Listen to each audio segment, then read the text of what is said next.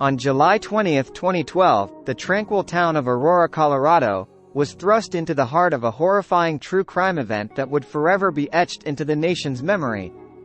The Aurora Theatre Shooting, during a midnight screening of The Dark Knight Rises, unfolded as a night of entertainment and joy abruptly transformed into a scene of unspeakable tragedy. This is the story of a community shattered by the actions of one individual, the lives forever altered, and the aftermath that would prompt soul-searching and discussions on gun control and mental health. The Century 16 movie theater in Aurora was buzzing with excitement on the night of July 19, 2012. Moviegoers eagerly awaited the midnight premiere of The Dark Knight Rises, the highly anticipated conclusion to Christopher Nolan's Batman trilogy. Little did they know that the coming hours would plunge them into a nightmare. As the midnight screening unfolded, a lone gunman, later identified as James Egan Holmes, entered Theater 9 through an emergency exit. Dressed in tactical gear and armed with multiple firearms, Holmes unleashed tear gas and began firing indiscriminately into the packed auditorium.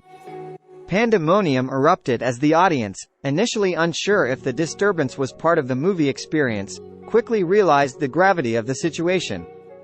Panic and chaos swept through the theater as moviegoers desperately sought cover or rushed towards exits. The sheer terror of the situation left many injured, both physically and psychologically.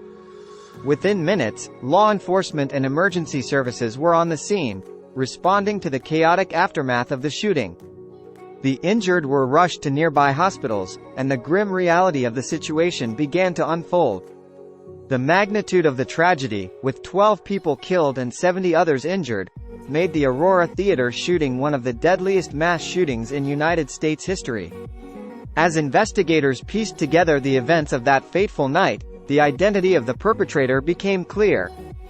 James Egan Holmes, a former neuroscience graduate student at the University of Colorado, had meticulously planned the attack, acquiring an arsenal of weapons and body armor.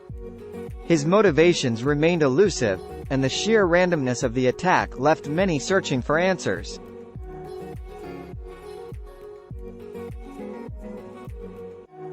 During court appearances, his erratic behavior and disheveled appearance raised questions about his mental state.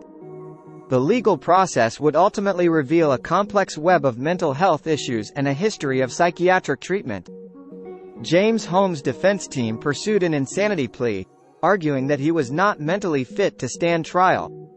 Despite the plea, Holmes was found guilty on all counts in July 2015. In August 2015, he received a life sentence without the possibility of parole, sparing him from the death penalty. The Aurora Theatre Shooting left an indelible mark on the community and the nation at large. The trauma experienced by survivors, witnesses, and the families of the victims reverberated long after the immediate aftermath. The tragedy prompted discussions about gun control, mental health, and the vulnerability of public spaces to acts of mass violence. The incident also had a profound impact on the entertainment industry. Movie theaters across the country revisited and reinforced security measures, addressing concerns about the safety of patrons during public screenings. The tragic events in Aurora prompted reflection on the balance between providing a welcoming space for entertainment and ensuring the safety of those attending public venues. The Aurora Theatre Shooting reignited debates surrounding gun control and mental health policies in the United States. Advocates on both sides of these issues used the tragedy as a focal point for discussions on preventing future incidents and addressing the root causes of mass violence. As the years have passed, the Aurora Theatre Shooting remains a somber chapter in the history of mass shootings in the United States. The legacy of the victims, including names like Jessica Gawi, Alex Sullivan, and Veronica Moser Sullivan, lives on through memorials, documentaries, and ongoing efforts to prevent similar tragedies. The Aurora Theatre Shooting stands as a haunting reminder of the vulnerability of public spaces to acts of violence and the profound impact such events have on communities. The lives lost on that fateful night and the countless others forever changed underscore the urgent need for continued dialogue on gun control, mental health awareness, and the resilience of communities in the face of unspeakable tragedy.